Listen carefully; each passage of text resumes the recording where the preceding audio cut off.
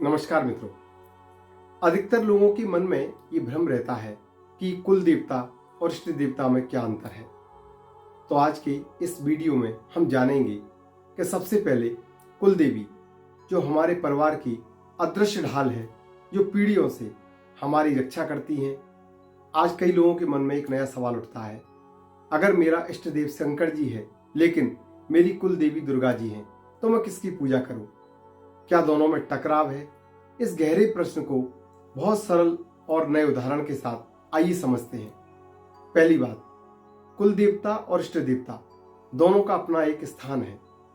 शास्त्रों में एक सुंदर बात कही है, जन्मना कुल देवता सद्भावना कुल देवता कुलस्य रक्षकम प्रोक्तम इष्टम मोक्ष प्रदायकम। मतलब साफ है, कुल देवता जन्म से मिलते हैं, वो परिवार की रक्षा करते हैं, और इष्ट देवता हमारी भावना से चुना जाता है और वो हमें मोक्ष की प्राप्ति देते हैं। दोनों में कोई टकराव नहीं होता, बल्कि दोनों का एक आपसी तालमेल होता है। जैसे एक व्यक्ति का घर उसके परिवार के लिए होता है, जिसको हम कहते हैं कुल देवता, लेकिन उसका ऑफिस, उसका कार्यस्थल, उसकी व्यक्तिगत उन्नति, इसके लिए हम चुनते हैं अपने इष्ट देवता को। तो दोनों जरूरी हैं, दोनों का अपना एक सम्मान है, दोनों का अलग स्थान है। दूसरी बात, कुल देवता जन्म से मिलते हैं, जबकि इष्ट देवता का चुनाव हमारी कुंडली करती है या हमारा मन करता है। ये वो शक्ति है जो आपके पूर्वजों ने सदियों पहले अपने अनुभवों से चुनी थी और आपको इसे चुनने की जरूरत नहीं, ये आपको विरासत में मिलती है।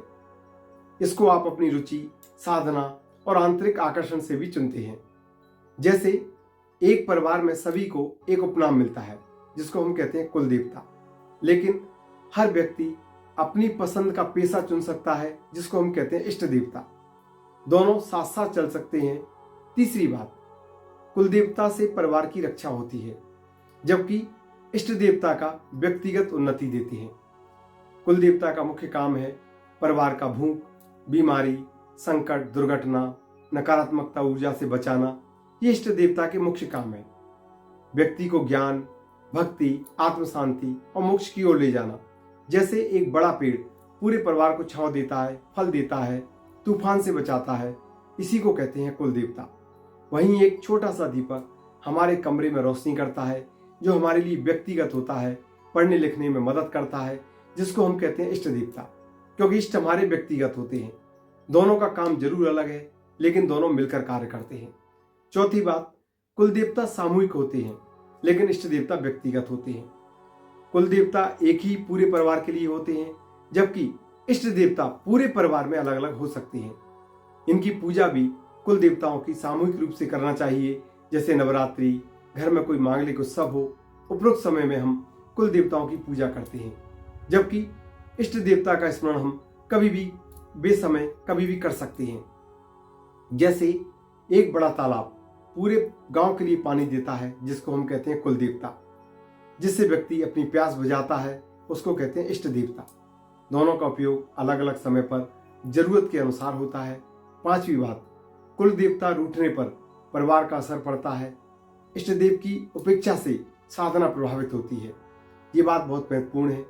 अगर कुल देवता की उपेक्षा की जाए तो परिवार में बार बार संकट, बीमारी, आर्थिक हानि या आपसी कलह आती है। लेकिन अगर इष्ट देवता की उपेक्षा की जाए तो व्यक्ति की साधना अधूरी रह सकती है, आंतरिक शांति नहीं मिलती, लेकिन परिवार पर सीधा संकट नहीं आता। जैसे एक पेड़ की जड़ों को नुकसान पहुंचे तो पूरा पेड़ सूखने लगता है, इसको कहते हैं कुल देवता। लेकिन अगर एक पत्ते को धूप ना मिले तो केवल वो पत्ता मुरझाएगा, जिसको कहते हैं इष्ट देवता। दोनों का असर अलग अलग स्तर से होता है। तो छठी बात, तो पूजा किसकी की जाए? तो सबसे सरल उत्तर है दोनों की, लेकिन सही तरीके से।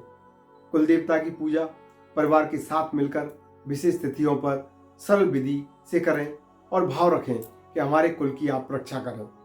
जबकि इष्ट देवता की पूजा निजी समय पर अपनी सुविधा से गहन साधना के साथ ये भाव रखें कि मेरी आत्मा के आप मार्गदर्शक हैं। उदाहरण के लिए, जैसे एक व्यक्ति अपने माता पिता का सम्मान करता है, इसको कहते हैं कुल देवता।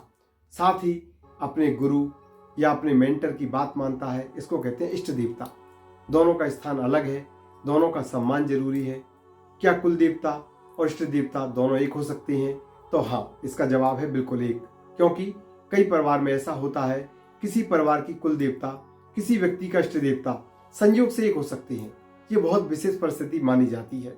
लेकिन अगर दोनों अलग हों तो कोई भी समस्या नहीं, बस दोनों का सम्मान बनाए रखें। उदाहरण के लिए, जैसे कोई व्यक्ति किसी स्कूल में पढ़ा, उसको कहते हैं कुल देवता, और जिस स्कूल विश्वविद्यालय ने उससे विशेषज्ञता हासिल की, उसको कहते हैं इष्ट देवता। दोनों ने उसके जीवन में योगदान दिया। तो मित्रों, आखिरी बात, कुल देवता और इष्ट देवता दोनों ही आध्यात्मिक यात्रा के लिए महत्वपूर्ण स्तंभ है। कुल देवता आपको जड़ों से जोड़ते हैं और इष्ट देवता आपको उड़ान देता है।